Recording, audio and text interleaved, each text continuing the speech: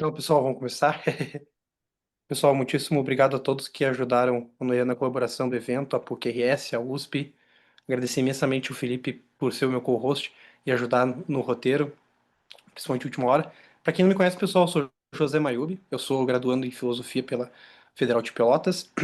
Eu tenho dois canais no YouTube, o José Mayubi Path to Episteme, que é dedicado a trazer grandes intelectuais internacionais, e o José Mayubi Jornada Episteme, que tenta trazer intelectuais nacionais também para a internet.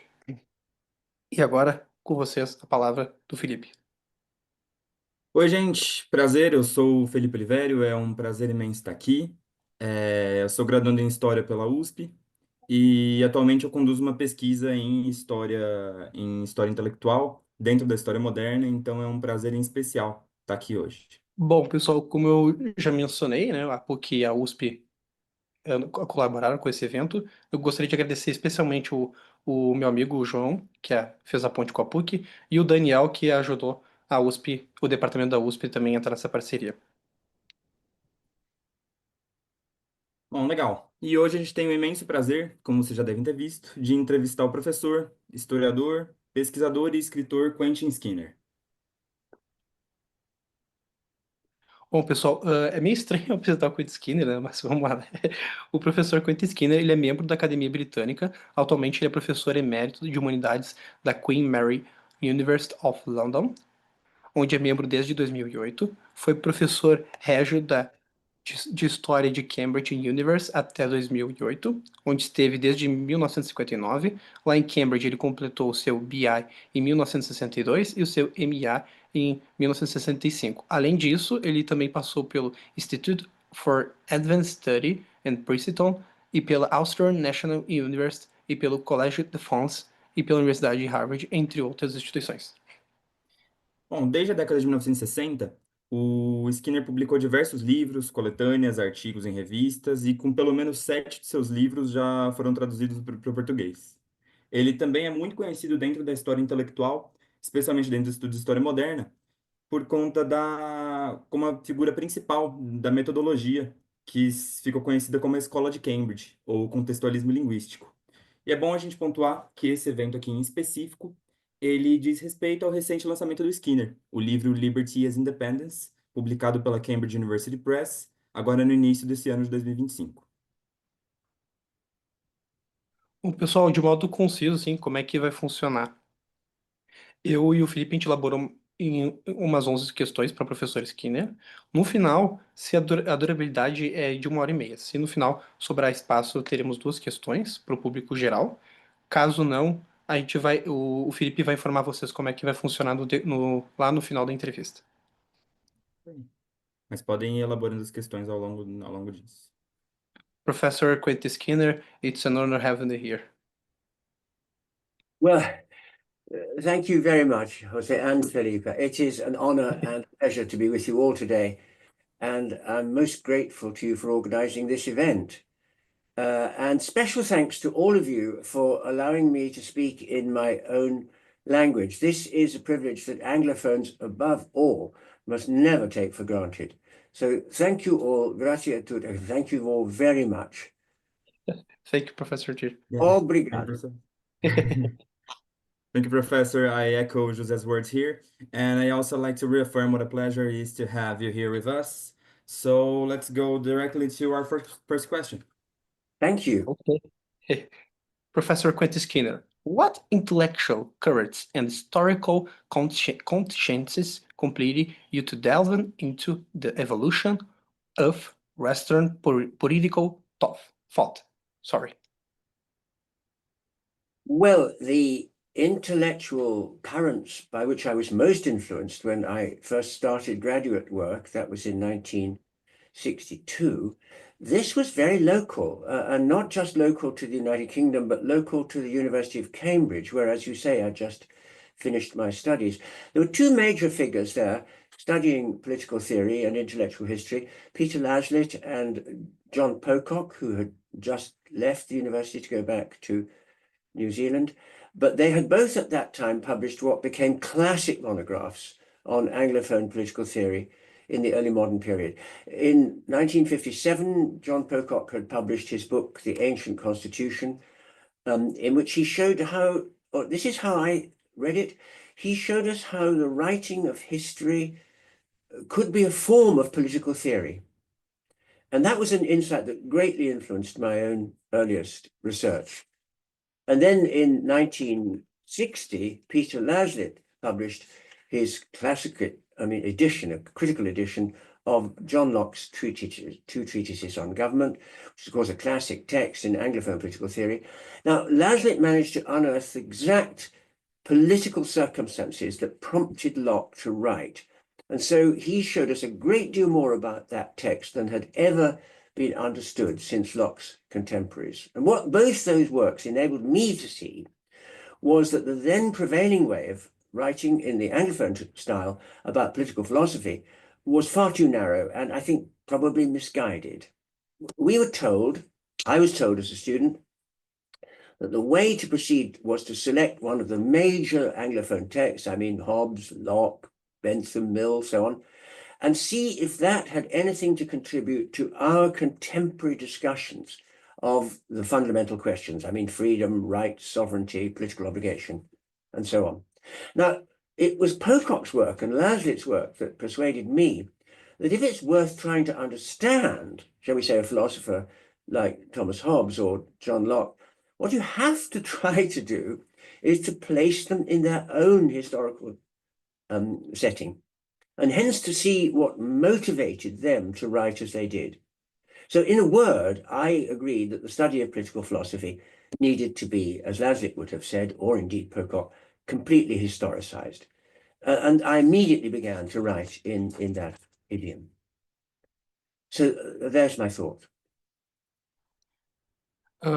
Professor Skinner, what is the significance of linguistic philosophy in the shape the methodologies you employ in your works, particularly in the relation to the interpretation of history, texts, and political thought?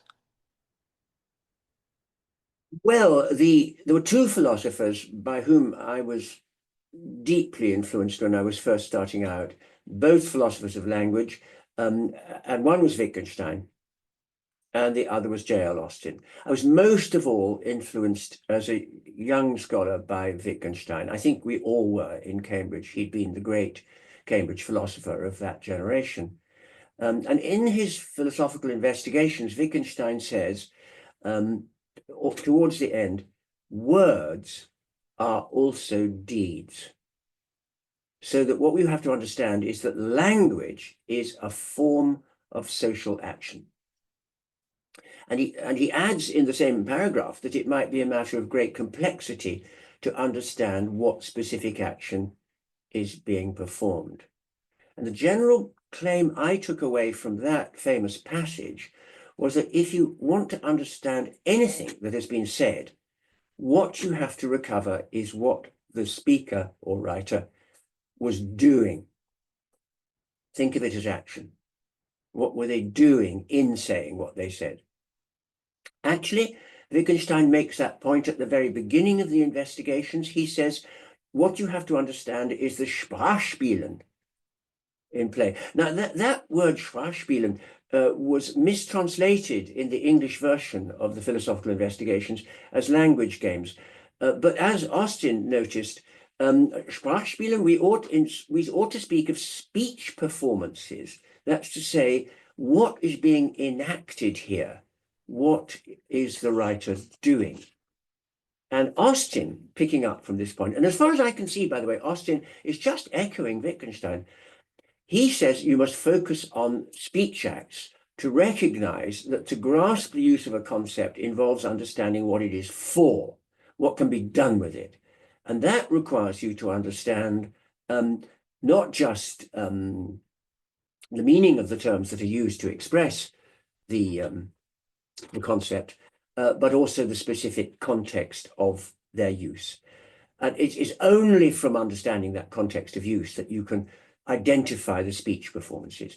So these were the Wittgensteinian considerations that led me to argue that the project of attempting to interpret any utterance has got to proceed historically. You've got to re-enter a completely different intellectual and socio-political world in which the individual text constituted some kind of intervention in some existing debate. You've got to go in that way if you're going to have any prospect of understanding them. Actually, I went on to suggest myself that a further point we want to make is what kind of interventions are these texts, these political texts, going to be making in moral and political philosophy? And I suggested that, roughly speaking, you can expect that any such intervention is going to either be to do with upholding or else challenging some existing moral or political commitment. So of any text, what you ought to be asking is, what's it supporting? What's it trying to vindicate? Or what's it attacking? What's it criticizing? What is it maybe polemically ignoring in relation to existing political values or institutions or practices? Okay, that's great. So my third question comes from something that really intrigued me while I was reading your new book. In a footnote right on the first page of Liberty as Independence, you clarify your use of certain terms. Among them, you write that, generally speaking, you use freedom as a synonym for liberty, following the non-differentiated approach already adopted by Isaiah Berlin in his Two Concepts of Liberty. In light of that, my question is, after the publication of the book, do you still believe there is no conceptual difference between these two terms? Could you explain why you chose to treat them as synonyms right from the outset? Oh, very interesting. Well, that's a question for an etymologist as much as for a political philosopher. But as you indicate, that is a question that keeps coming up in the Anglophone literature. So let me see if I can answer it. I think the crucial point for me here is that the sources that I drew on in my book, and the sources on which the Anglophone writers I talk about are mostly using are classical, and they are above all Roman texts, Roman historians, Roman moralists, and above all Roman law. Now, I'm examining the view of what they always called libertas in the Roman historians and in the jurists. Libertas is always the noun they use. So there's the noun, libertas. But what about the adjective? Now, when the Roman legal writers talk about people who possess liberty, that's to say by contrast with the figure of the slave, what the slave lacks is libertas. When they're talking about the person who possesses libertas, the adjective they always use is they say that this is a homo liber, a liber homo. And that's, of course, how you find it in all the Romance languages. I mean, think, for example, of Italian. I mean, that speaks of libertà, but also of the uomo libero. However, English is a Teutonic language as well as a Romance language. I mean, it just, because of its history, it just puts these two together. Now, the noun in modern English from libertas is liberty, but the adjective is free from frei. I mean, that's the Teutonic source. But that's all there is to it. I don't see any substantive philosophical difference between talking about freedom and being free, Freiheit and frei, and speaking about liberty, libertas, or being a free person, liber. It's just that in English, I don't know why this is so, but the English, unlike Italian or French, I don't know about Spanish and Portuguese, but they did not take the classical route. They took the Teutonic route. And so you get freedom as well as liberty. But they're used synonymously, except that in English, if you want the adjective, you have to say free. We just don't have liber there. So that's why I don't think anything of philosophical significance is involved. Okay, thank you. Uh, Professor Quentin Skinner, is the Republic concept of liberty distinct from liberty as independence? Inside that question, how does Roman intellectual tradition shape your view of liberty, your new book, especially in the relation to development of the Republic ideal? What role did Roman legal tradition play in the shape the concept of liberty as independence? Yes, well, let me try to answer these questions in turn. First, you ask, is the Republican concept of liberty distinct from liberty as independence? Okay, very important to me. As far as I can see, everyone who wrote in Anglophone political theory from the perspective of being a Republican, that's to say someone hostile to monarchical regimes, everyone believed that the liberty of subjects consists in not being subject to any exercise of arbitrary power, and hence in having an independent will. Now, that is the view of all the early English Republican writers. They emerged to prominence in the 17th century. Names that won't probably be important to you, James Harrington, Algernon Sidney, but a name that you will no doubt know, John Milton, one of our greatest poets, but also one of the greatest English Republican writers of the 17th century. This is the view that all of them take of liberty. So you could say all Republicans believe that liberty is independence, but it would be a huge mistake to suppose that the idea of liberty of independence is only used by Republicans, which of course is what Philip Pettit originally claimed. The fact is that in the Anglophone tradition, many of the most celebrated exponents of the idea of liberty as independence, for example, John Locke, were not Republicans at all. He would be horrified if you'd called him a Republican. So all Republicans speak of liberty as independence, but a great number of radical writers who are absolutely not Republicans also speak of liberty as independence. So that's what I would say to that. Now, yeah, you also ask, what role did Roman intellectual traditions, and especially Roman law, play in shaping the concept of liberty as independence? Well, I'm especially pleased that you ask that, because I've come to think that it's the contribution of the Roman legal tradition which is paramount. It's absolutely vital. So let me say a word about libertas and the liber homo in Roman law. It all comes in the digest of Roman law. All of this, of course, is from the early 6th century, when Roman law was finally systematized under the Emperor Justinian, and you get something called the Digesta, the digest of Roman law. Now, the digest says law is about persons, so we've got to start by asking about what is a person.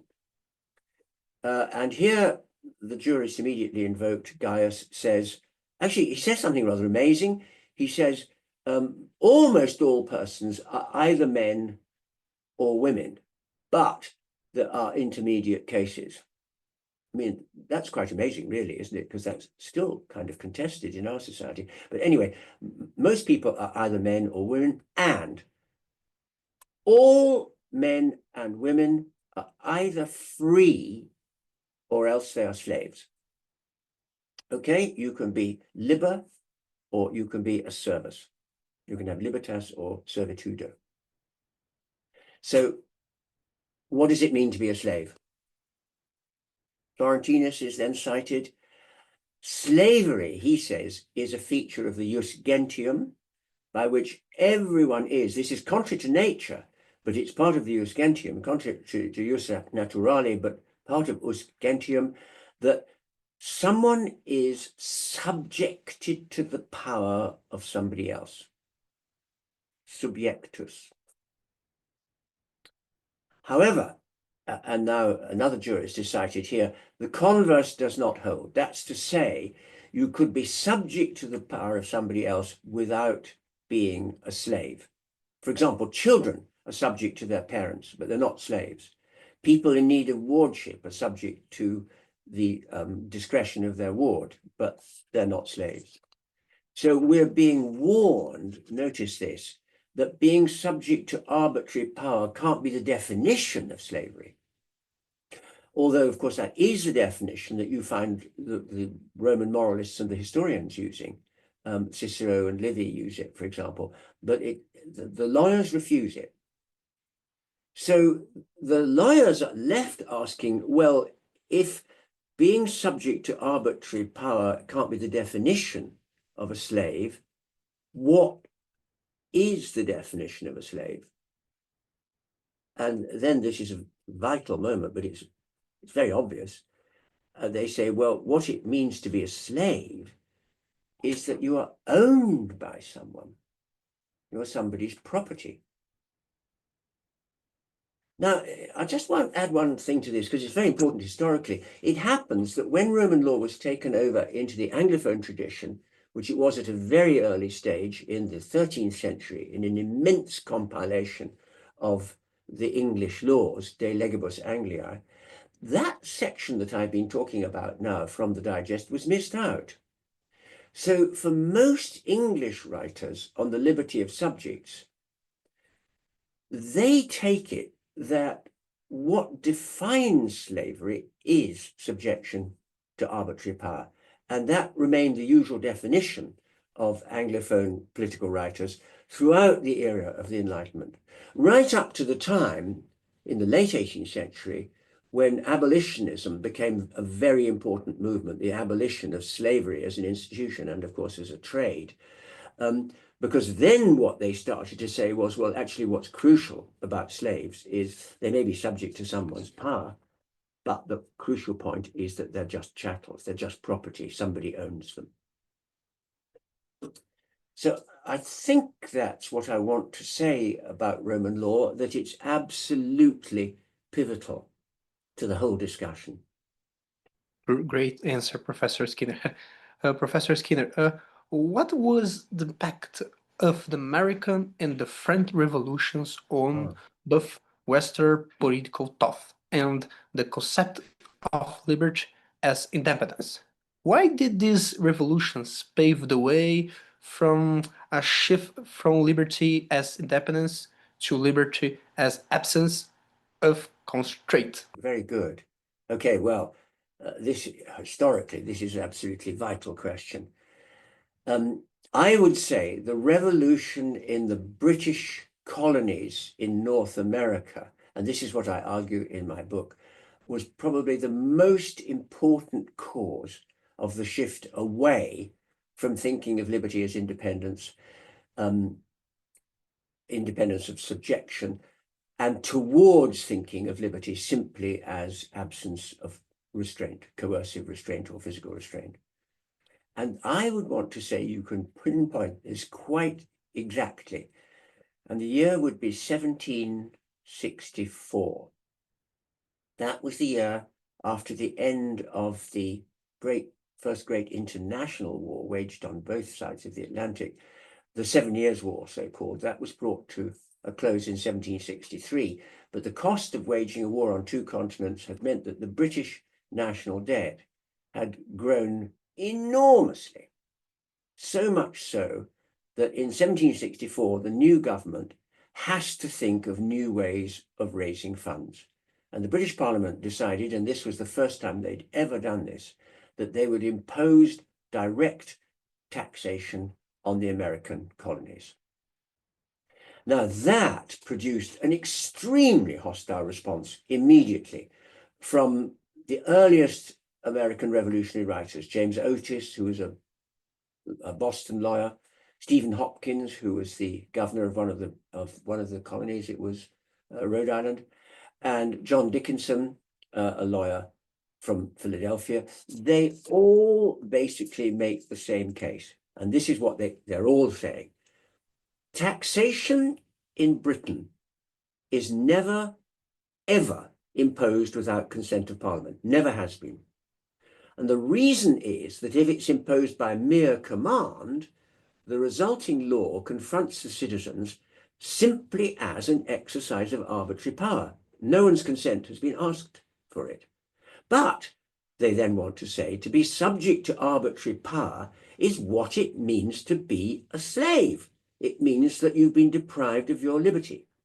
So they are enslaving us. So this tax must not be paid. Now, the British government at first attempted to impose its will by force, and a war breaks out. But after a year of warfare, the colonists declare that they will continue to fight until they have freed themselves entirely from the arbitrary power of the British Crown. And they make that declaration in July 1776. And of course, what do they call it? The Declaration of Independence. That's what they are insisting is their due, sorry. Now, that final move, the Declaration of Independence, was enthusiastically supported by radicals in England, especially Thomas Paine, Richard Price, and others. But it produced a tremendous backlash. So a host of pamphleteers, some famous, some not, but including Jeremy Bentham, for example, come forward to say, look, this whole story of revolution in independence is based on a misunderstanding of the concept of liberty. Civil and political liberty is not a matter of whether or not you are independent of arbitrary power. And these writers draw on a long anti-democratic tradition in European political thinking. I mean, one of the earliest figures to articulate a contrary view of liberty is actually an English writer, I mean, Thomas Hobbes in the Leviathan, and it's very much taken up in the absolutisms of continental Europe, especially through Pufendorf and his host of disciples. And all of them want to say that no one is deprived of their liberty if they're merely liable to interference, liable to taxation.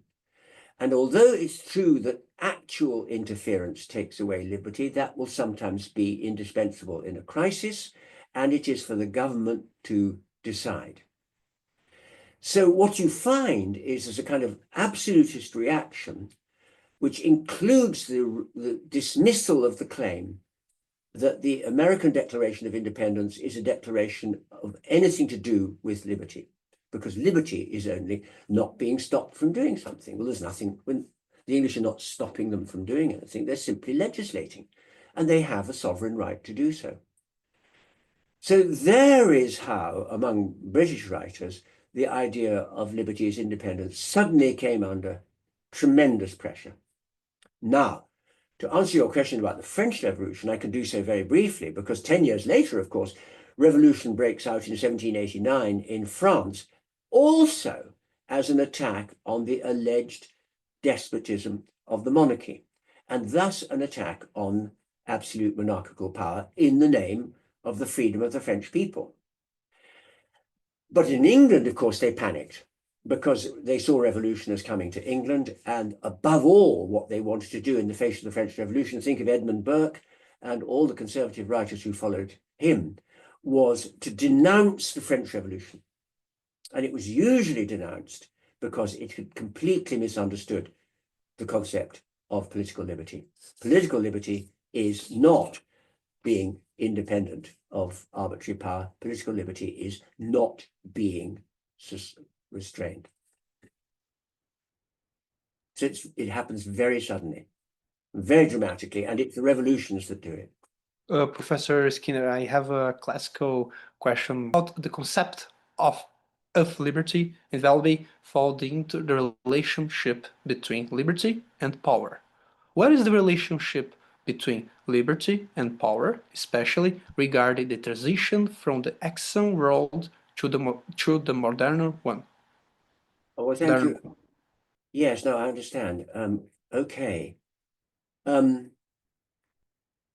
Well, as I've been saying, there are two rival ways of thinking about freedom or liberty. I mean, I want to be able to say both in the Anglophone philosophical tradition, just to pick up your point about the tradition. And one view, nowadays dominant, is that it's just absence of constraint. So on that analysis, the relationship between freedom and power is that to be at liberty is to be free from any exercise of directing power over us, and hence free from being stopped from doing what you want to do. So freedom is absence of constraint due to the power of anyone else. So that's a relationship of freedom and power. There's a power to restrain. As long as you're not restrained, you're free. But the other view I've talked about, the one that used to be dominant and is only now, I think, in my generation being revived, thinks of freedom not as absence of restraint, but you could say absence of the possibility of restraint. So the relationship of freedom to power here is that you are free only if no one has the power to interfere and intervene. It's not that you're unfree if they do, it's that you're unfree if they could. It's an extraordinarily important distinction. And that view is the classical one. And I do not think that that view was actually much challenged until the early modern period by the absolutist writers whom I've talked about. So yeah, now I think about it, I like that way of making the distinction. You could think of freedom as in relation to power, that freedom is absence of interference by a power. And the alternative view is that freedom is absence of the possibility of interference by that power. Yeah, so that's it, yeah. Great. So, Professor Skinner, the next question is something that I always wanted to ask you. Oh, yes, good. In the field of intellectual history, you are especially well known for your methodology, the linguistic contextualism, also referred as the Cambridge School.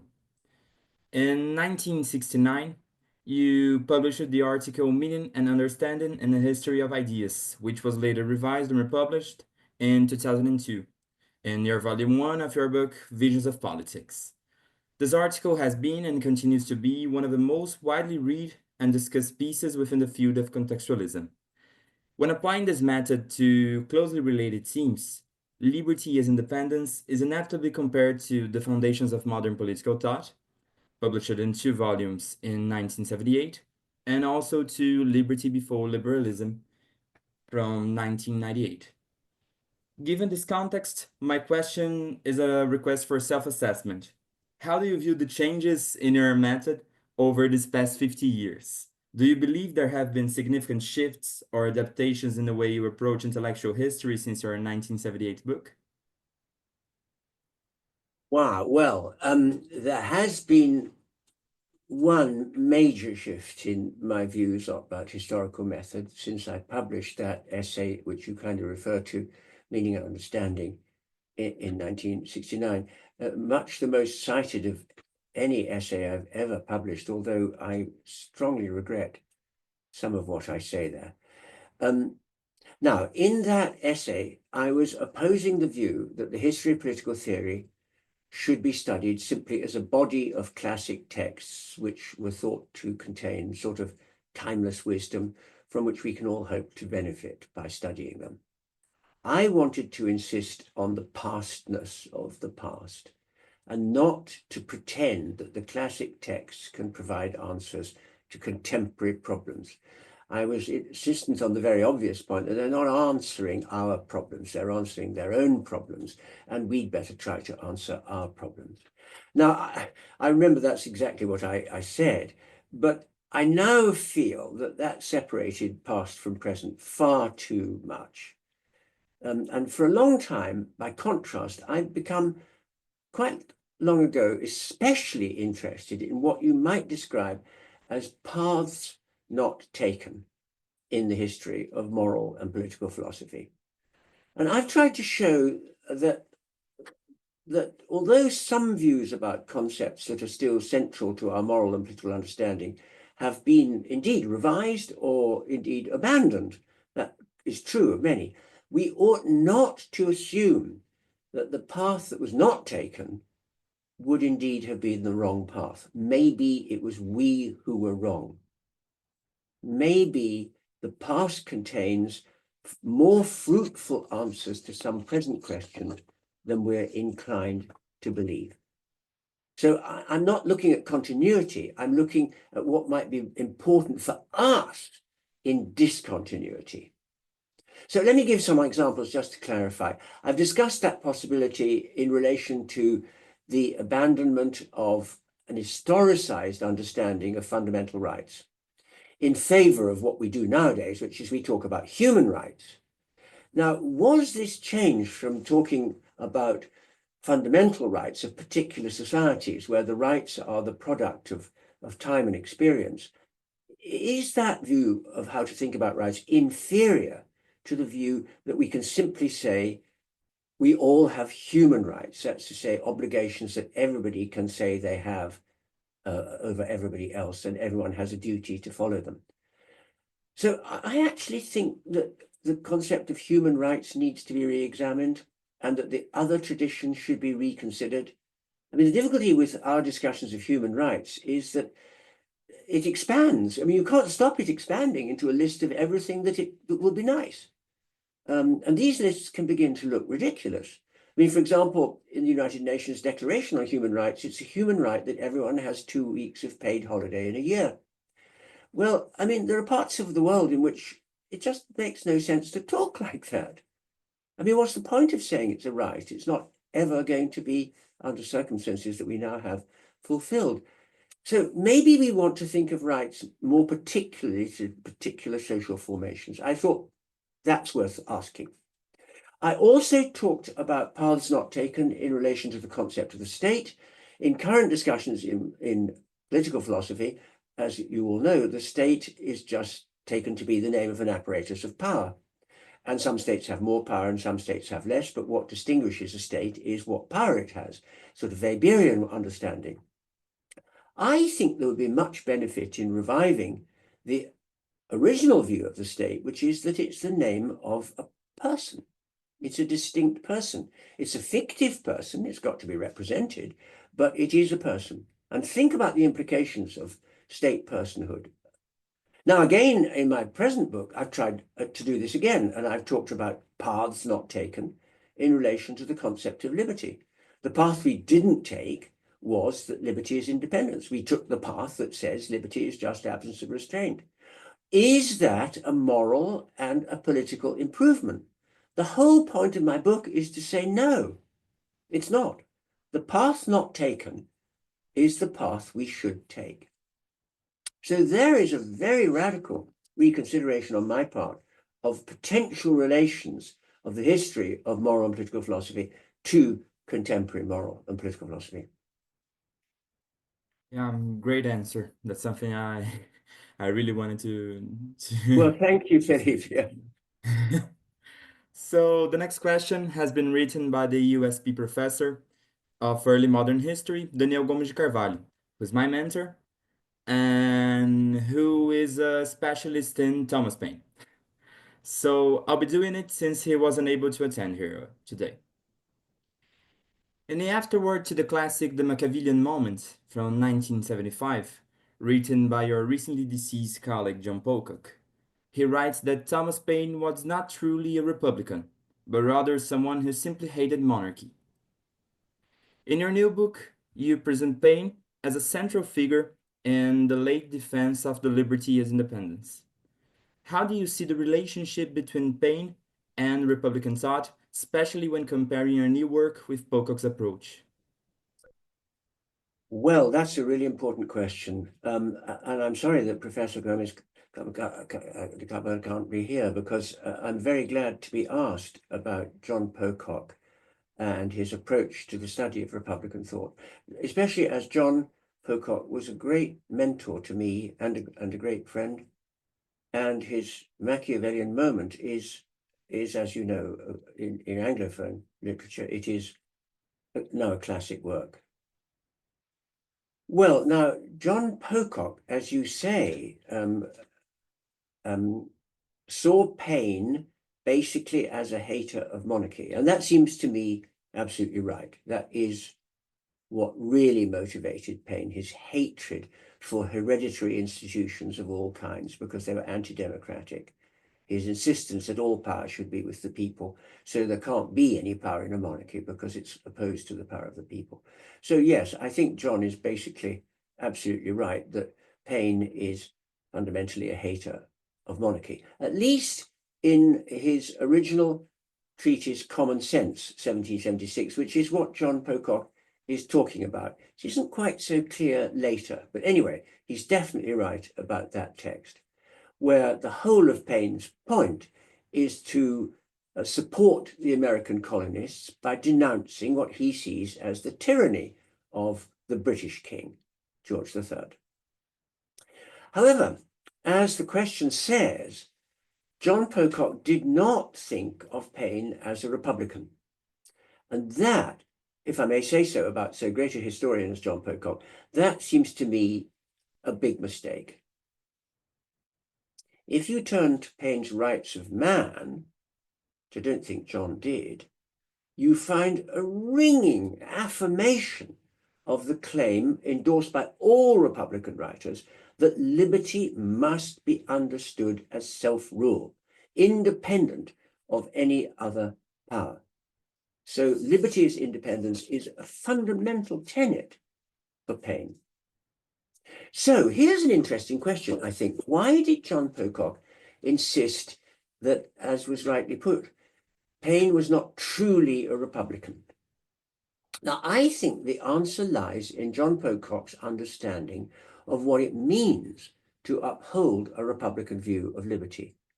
John always insisted that what liberty meant to Republicans, now this is his understanding of what republicanism means. By being a Republican, you take a particular view of liberty. The particular view of liberty you take is that liberty means living a life of virtuous civil action. So that's John Pocock's view. It's almost like reading Hannah Arendt. And he, in the end, said that. And he describes himself in one of his late works as an Arendtian about freedom. That's to say, he's someone who thinks that when we say liberty, what we mean is living a virtuous life of civic action, having it in you to do what brings out the best in you, in the way that Arendt thought about it. That is how to think about liberty. Now, I do not myself think that any Republican writer throughout the period I discuss in my book ever argued that liberty means a life of virtuous public action. Some of them think that what liberty requires is that citizens should contribute to political life rather than being ruled by arbitrary power. But when they ask themselves, but what does liberty mean? It means not being subject to arbitrary power. That's what it means. The kind of power, that is, that tyrants and despots wield once public participation in politics has been made impossible. So I have to say that I don't think John Pocock really grasped the view of Republican liberty held by the 18th century writers, including Paine. But I should say, John and I argued about this for decades. And almost the last letter I received from John was still saying to me, I just don't understand why you think this notion of independence matters. So the truth is that neither John nor I ever managed to change the view of the other. That's a great answer. Thank you very much. So guys, our next question will be conducted by the PUC-RS Professor Nitamar de Oliveira. So first my question after Nitamar. How does your conception of liberty as independence different from Philip Perez's notion of liberty as not domination, particularly regarding the rule of power, interference, and political loyalty? Well, I'm very glad to be asked about Philip Pettit. He and I have talked about this ever since we did a seminar together on it in 1994. And we've both been trying to think about it ever since. I owe a great deal to Petit. And I would say, in answer to your question, that I do not think that Philip and I differ very much at all. But Philip likes to look at the concept of liberty more from the perspective of people holding power, who may be said to take away the freedom of others.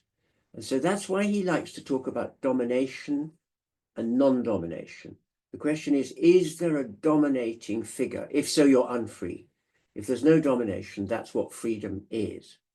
Now, I myself prefer to think about the same concept of liberty, from the perspective of those who are dominated. So I prefer to talk about freedom of absence of subjection to the will, and specifically the arbitrary and hence uncontrolled will of others. So he wants to talk about domination. I want to talk about subjection.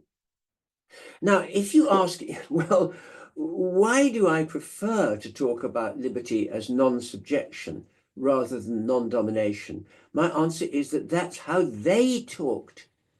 They hardly ever talk about domination. I mean, I find one use of the word dominatio in Sallust's history. I find it hardly ever used in the classical sources, and certainly not in the legal sources. They always talk about subjection, what it is to be free, by contrast with what it is to be a slave. So for them, it's the figure of the slave that keeps being crucial, not the figure of the master, the dominus. So I'm simply using the vocabulary that my sources use. And as for your further point here, the difference between Philip's account and mine in relation to the concept of interference and loyalty, I need first to say that neither of us focuses on the concept of loyalty. We're both much more concerned with the kind of domination and subjection that might be said to compel loyalty. But we don't directly address questions about loyalty, except that to say, as Philip does, that of course domination is a way to command loyalty. But as for interference in relation to liberty, Philip and I both say the same thing. We both want this sharp distinction between the view of liberty that sees it as absence of interference or constraint, and the view of liberty that Philip and I essentially share, which is that liberty is to be understood as absence of, and then you can either say domination or subjection. They mean the same, they're seen from the opposite view. You could say this: we both think that liberty is an absence not of interference, but an absence of the possibility of interference. That's a huge conceptual divide that then opens up. Some people have said to us, well, you know, it doesn't seem to be so different from the idea of interference. And there's just recently been some reviews of my book by the Liberty Foundation people who are rather cross with me. And I would want to say, they want to say, well, then they're really not so different, these two views. I would want to say they are there's a huge gulf that divides them. It's all the difference between not actually being constrained and there not being a possibility of being constrained. That is a very large difference. So thank you very much for the question. It's making me rather heated, as you can see.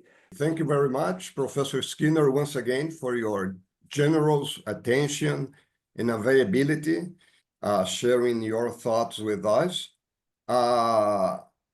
Even though you've just addressed many issues relating to your highly original distinction between liberty as independence and liberty as domination, I'm still asking you this question.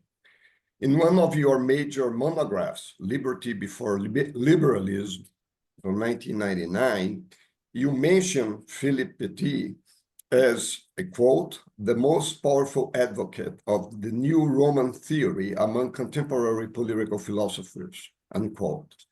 If I understood your conception of this state correctly, you seem to counter Petit's contrast of negative liberty as absence of interference, as you just said, say, in liberalism, as opposed to freedom as absence of dominance, thinking of the Republican tradition, in order to dismiss the former and make a case for the latter within the historical context of social institutions and their legal political arrangements. Now, since both you and PT seem to be defending the Republican notion of negative freedom as non-domination, my question is, how do you ultimately place arbitrary power and non-arbitrary interference vis-a-vis offense against negative freedom, insofar as they turn out to be source of non-freedom? I'm thinking here especially of women, LGBTQ citizens, and legal residents in the US today who have their individual liberties, sexuality, and reproductive rights threatened by the Trump administration. It seems that in this case, both liberal and Republican views have been challenged, especially what was called equal liberty, meaning that in a constitutional democracy, freedom should be equally shared by all. So how would you respond to this situation as we see it happening right now in the US? Thank you very much. Well, thank you very much. This is extremely important, and I'm most grateful. Thank you very much for being here also, Professor. Well, I think the difference between arbitrary and non-arbitrary interference is an extremely important one. And the sort of non-arbitrary interference that the writers I'm discussing, they most of all consider in relation to law. Now, law is interference, but it's not arbitrary interference, although it undoubtedly restrains our liberty. Now, in relation to that, in relation, for example, to changes in the law that you're describing at the moment, the writers I'm interested in would, I think, have two things to say. First, if you're living in a free state in which the laws are made by the people, at least by representative, and not just by diktat or executive order, then you will have consented to the laws that restrict your liberty. So you don't have any ground for complaint about the resulting restriction in that constitutional case. However, I absolutely see your point. There is really a problem here for the ideal of liberty as independence, because, even if we set aside the Trump regime for a moment, even in a democracy in which the represented will of the people is the source of all law, that it's not just diktat or executive orders, it is very unlikely that that's going to be the will of all the people. It's going to be a majority will. But that's to say that there are going to be minorities, as you indicate, which will not now find themselves confronted by a law to which they've consented. They will find that they're confronted by a law to which they have not consented, and thus they're confronted by an arbitrary power. Now, that, of course, is the question that Rousseau thinks that he can solve with the concept of the general will. But if Rousseau does not convince you, and he certainly does not convince me, then there is indeed a problem here for the Republican theory of liberty, just as you intimate. I absolutely take that point. But the second point I'd like to bring out in relation to this question is that the view of liberty as independence also says that the question of how far your freedom of a citizen as a citizen is restricted by law is not really what matters. And this is the best defense that the Republican is going to be able to give. What matters is, are you a free person? This brings out the relationship to what you're saying about, for example, very bad marital relationships, which are cases in which women are often subject to the arbitrary will and power of somebody else. So why do you think, why do they think, why does the Republican think that that's what really matters? And I think the answer is this. If you are a free person, not in that condition, then it's true that nevertheless, sometimes you will be prevented from acting as you wish because your action would be contrary to law. But if you are living in subjection to somebody's arbitrary power, be it a partner or the whole state, then you are never going to be able to act as you wish, because all your actions, if you're really in a state of subjection, will be the product not merely of your own will, but of the permission of the person who could take the permission away. And in that case, the traditional Republican argument says, well, then you're a slave. That's what it means to be a slave. And perhaps that is the Republican answer to the question I've raised. But very good. Thank you so much for raising these issues. Yeah, great. So now we're getting into our final scripted question. And then we're going to the audience questions, right? So my last question for you is, here at the University of São Paulo, your work has had a strong impact, especially in the courses taught by professors Alberto Barros in philosophy, Eunice Ostrensky in political science, and in history, Modesto Florenzano and Daniel Gomes de Carvalho, my mentor, just to name a few. It is worth mentioning that both Eunice and Modesto have held a discussion have translated some of her works into Portuguese. Continuing that tradition, in 2023, you had a discussion with students from the USP Law School. Yes. Yes. USP is not a unique case of your influence. In Argentina, we can point to the work of Professor Elias Paliti as an example. Yeah. How do you view the reception and impacts of your academic work in Brazil and in Latin America more broadly? Well, I'm very glad of the chance to say how grateful I am for the extremely generous reception of my work in Brazil. As you say, I had an online discussion with students at USP 2 years ago, and it's very good to be back online and getting these further, to me, extremely interesting questions. Well, there is one thing which I would like to say about me and Brazil, which is that thinking about today, I looked up through my publisher details about the translations of my books. I've published 12 monographs, and of those, 8 have been translated into Portuguese, which makes Portuguese the most translations I have received in any language. So thank you all very much. If you don't keep up, you're going to be overtaken by China. But I think that's true of all of us, you know. Yeah. May I say, I'm especially pleased to be able to underline what you say about Professor Ostrensky. Perhaps I shouldn't pick anyone out in particular, but she has contributed so greatly to my being published in Portuguese. And I'm proud to add that I've known Professor Ostrensky for a long time, both as a major scholar in my subject and also as a friend. And indeed, I had lunch with her in the British Library only a few months ago. Thank you. Thank you very much, Professor. It's an honor to read all your books in Portuguese.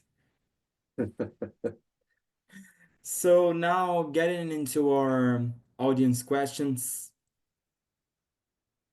Okay. I think we can start with Professor João Jung. That's okay? Hello, everyone. Can you listen me? Yeah. Yes, I can hear you. Perfect. Professor Skinner, it's a huge pleasure to be here with you. Thank you very much for your kindness in accepting the invitation, sharing your work with us. It's a true honor to engage directly with you in this moment. So, Professor Skinner, I am professor of international relations in PUC. Mhm. So I will take a little bit of this influence to this question. That is, and before yesterday, Professor Joseph Nye left us one of the biggest liberal in the theory of international relations. So it's a kind of a sadness, but here we can talk about some ideas of him and make a conversation. About your book, and I had the pleasure to receive your book and read your book, Liberty as Independence. Thank you for your kindness in sent it to me and to Professor and to José. My question, Professor Skinner, is, and I read it right now. In your book, you argue that true liberty consists in the absence of subjection to arbitrary power. That is, liberty as a political status of independence. Based on this conception, how would you assess the position of peripheral states in the contemporary international system, especially given their structural dependence on international financial institutions, great powers, and globalized flows of capital?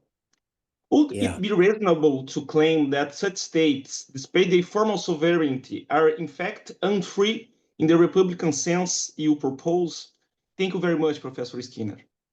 Well, thank you, because this seems to me extremely important issue to raise, and I'm very glad to have it put center stage in this way, because I would want to say, and I would love to know what you would feel about this response, that the theory that I wish to, the theories I wish to promote, the idea that liberty is a state of independence from arbitrary power, applies to states as much as it does to individuals, at least in principle. The freedom of a state will be undermined if it is in a relationship to another state, which is one of dependence upon its goodwill. Because there are then a great number of things that the dependent state is not going to feel able to do. I mean, if it is dependent on another state, as many poor countries are in the world at the moment, if it's dependent on the charity of another state, then it will have to be very polite and cautious.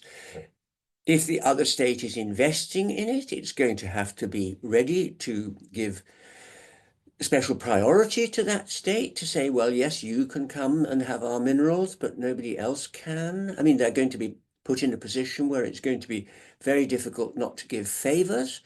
And all of this is not because there's any act of interference. The loss of liberty that's involved here, liberty to decide who should mine, liberty to decide where your charity should come from, stems not from any act of interference by the other state, but simply by being so subject to it. And so I think the point you're making is one that I would like to see very much more emphasized in international relations. I think we're unduly polite to major states which place poor states in conditions that the Republicans would describe as the enslavement of that state. It is a kind of colonialism that's still being practiced. That's what they would want to say. Perfect, Professor Skinner. Thank you very much. We have a lot to think about it, so we are very pleased. Thank you very much for your answer. Well, thank you. Okay, so our next question will be conducted by Vinicius Ochoa, who is a master's student at Unicamp, UNECAMP.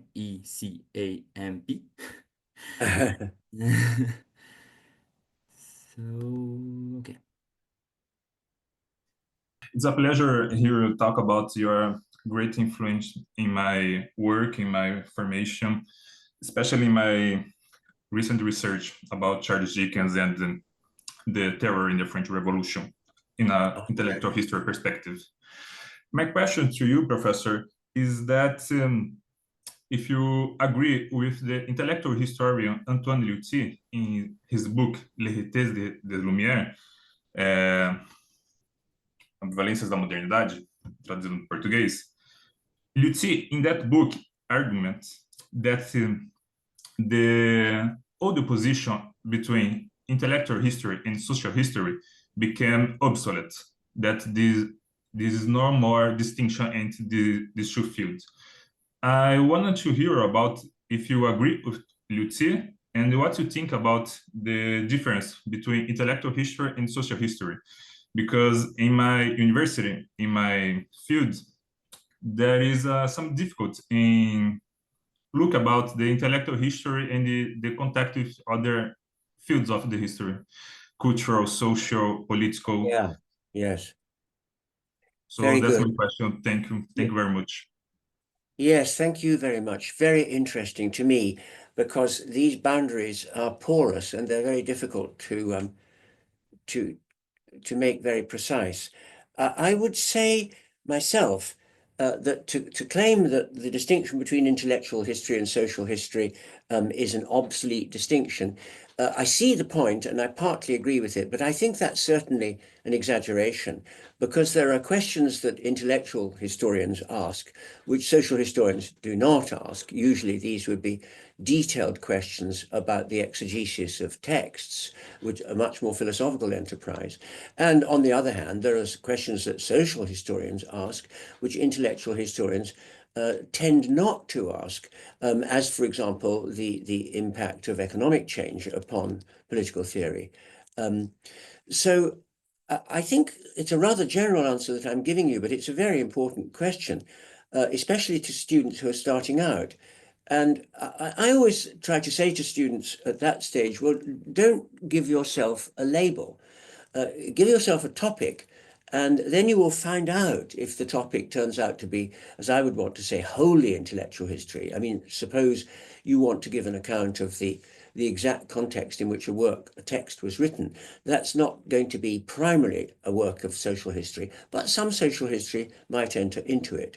And that might be true of the social historian with intellectual history as well. So I think what I would want to say, I do say to students, is keep an open mind on this distinction. But don't pressurize yourself by the thought that there may not be a distinction, because you're not necessarily under an obligation to write intellectual history if you're a social historian. Thank you very much for your answer. Thank you very much. Okay, so our next question, and I think probably because of time deal, it'll be our last. It'll be made by Guilherme Gefter, who is my colleague and friend at USP. First of all, thanks, Professor, once again for the wonderful interview you've been giving. I can assure you most of us here have been greatly influenced by your work, and I can also assure that myself, as a historian, have contended with your works for many, many months now, almost uninterruptedly. So it's been really important for me. So there's a question I would like to ask that came up to me precisely during this interview. So in regards to method, earlier in this conversation, you contended that an aspect between the relationship between past and present can be found in discontinuity. So you said, for example, that the Republican ideals of liberty have been sort of discarded, and you think of the paths not taken. But I would also like to ask you if you can find some aspects of this relationship in continuity. So, for example, ideas that have prevailed and that have influenced you, and because they have influenced you as a historian, you are now writing about them. So something like that. Yes. Well, that's very interesting. Look, I mean, we're all Marxists to the extent that we believe that social being creates consciousness, and my consciousness is created by my social being. And so there are going to be important continuities. My worry was that in my original work, I was underestimating continuities, but I still have a slight suspicion, at least of the traditional idea, that what you need to do with the classic texts is to make them answer our questions. Some of them are quite good at answering some of our questions. And I would say that that would have to be a second point I should have made more in the original essay that was being discussed. And I think certainly that might be true in questions about the theory of justice. where, of course, the contemporary discussions have drawn very heavily on historical discussions, but where there are continuities there, and they have proved to be quite fruitful. So I wouldn't want to set it aside. I do want, however, to say that if you concentrate on inquiring into the usefulness of the past from thinking the opposite, which is, well, you know, we really don't think like that at the moment. So, for example, the very interesting question raised about state relations and the relationship of this view of freedom to international relations, that's something which is not a continuity, and it's very little discussed, but it needs to be discussed. And so that would have been, if I'd thought about it, and then, of course, the questioner brought the point out brilliantly, is that that's a further case where there's a path not taken, which I would want to say, just speaking at the end blankly as a moralist, ought to have been taken. Just as I felt in answering Professor Zurbarán that there are paths there in contemporary social theory that have not been taken, but they ought to be taken in a society that is more concerned with equality and justice. Okay, that's fine. Professor, do we have time for one more question? Yes, just about. Yeah. So, quick question before our ending. And this question will be done by the professor of UFF, Luis Falcão. Hello. All right. We're listening to you. So I'm very glad here, Professor Skinner. It's a pleasure and an honor. I would like to say that your last book translated here in Brazil, Visions of Politics, this one. Oh, yes. Well, that's very recent. I was one of the translators of this book. So I would like to ask you, in other texts, you have said that the word neo-Roman is more adequate than Republican or neo-Republican to say about liberty, but you accepted this use of Republican. Now, I would like to ask you, with liberty as independence, can you replace the Roman or Republican difference? Many thanks. Yeah, thank you. Let me see, let me think. Well, but while I'm trying to think, wonderful to meet one of my translators. This rarely happens, but of course, one never gets a chance to express one's proper gratitude. It is, after all, with a language as widely used as Portuguese, it is the introduction to an enormous room which is otherwise closed off to me. And so I'm extremely grateful. Obrigado. I don't want to talk about republicanism, and that's because the view of freedom that I'm talking about doesn't commit you to being a Republican, and it never was thought to commit you.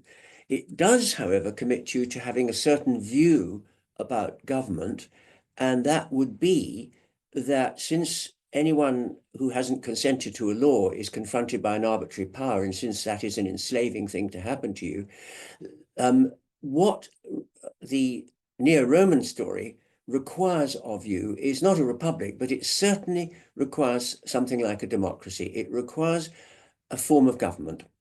And that form of government must be one in which, at least by representation, the will of the people can be made to be what the law is. Now, that contrasts very strongly with the idea of freedom as non-constraint, which is indifferent to the source of law, because it's not interested in the source of law, it's interested in the extent of law. And that's a very standard liberal position. And it's exactly the position taken up by Isaiah Berlin in his famous Two Concepts of Liberty, where he says there's just no conceptual connection between liberty and forms of government. And especially, he wants to say, not between liberty and democracy. And he goes so far as to say, you could easily be far more free under an enlightened despotism than under a democracy. Now, that is what I want to be refuted, and I'm not quite sure of the best terminology in which to offer the refutation, but it is that the Republican or Neo-Roman, or whatever we want to call it, view is highly sensitive to forms of government. Because if it can be shown, as it can be easily under an enlightened despotism, that it may be enlightened, but it's still a despotism. And as one of the great English Republicans, James Harrington, said in his reply to Thomas Hobbes, you are forgetting that whereas in a democracy you are the owner of yourself and you are the owner of your property, under a despotism you are only a tenant of your property, and you are, as he brilliantly puts it, you're only a tenant of your head. You can lose that equally easily simply by the arbitrary will of someone who cannot be gainsaid. So what I want in the way of naming is to capture that insistence of the Neo-Roman or Republican view. I don't want to call it either of those, but I don't have a name for it as a result. Nobody wants Neo-Roman, although, of course, as I've shown this afternoon, I think it is Neo-Roman, but it's not just Neo-Roman, obviously. I mean, we've been adding to it and thinking about different cases. But at the level of nomenclature, I think what we've got to come back to is the implications of the fact that what we're talking about is not being subject to arbitrary power. And that's my whole story, really. Well, thank you very much. Okay, so now I'll pass the word to José, who is going to enter in our closing. Okay, thank you so much, Felipe, Quentin Skinner. Now, before going to get to our concluding remarks, I would like to thank some of the support of this event.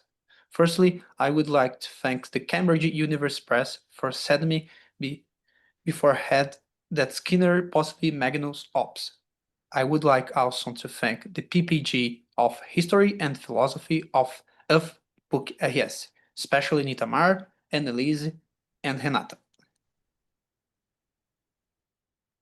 Okay, I'd also like to thank the place where I study, the Department of History at USP, and especially, again, my mentor, Daniel Gomes de Carvalho, who I know isn't here today, but is listening to us, and for all his support and assistance in preparing all this presentation. I also want to thank José, obviously, for co-hosting here by my side. It has been great. Thank you again. I'd like to thank Professor Daniel and Professor and my friend João Salles and Felipe for co-hosting this presentation. Lastly, and most importantly, I want to give a warm thank to Professor Quentin Skinner from Soclidi agreeing to give this interview. I truly inspiration this interview. Thank you so much, Professor Quentin Skinner. Yeah, and I echo José's words and thank Professor Quentin for coming here. It's been a great pleasure, and also want to thank for all his works that have in many ways shaped a lot of my academic aspirations. Well, thank you all. I just want to draw to a close myself by thanking everyone who has been involved this afternoon, as well as everyone who has organized this occasion. I must say, so efficiently and so generously. And I've greatly enjoyed the afternoon, and I've also learned a lot. So warmest thanks to you all, and very best wishes to you all for your academic enterprises too. Obrigado. Thank you, Professor. Thank you, Professor.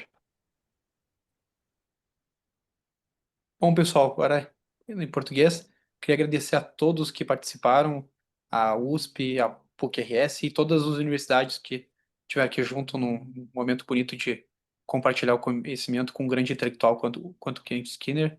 E eu agradeço demasiadamente a todos vocês. Foi emocionante. Muito obrigado a todos que compareceram. Valeu, gente. Eu acho que o evento deu muito certo. Professor, I hope you have liked the event. I think it went really great. And we, again, We thank you very, very much for coming here today. Thank you, thank you. And Thank you, everyone. farewell, but not goodbye.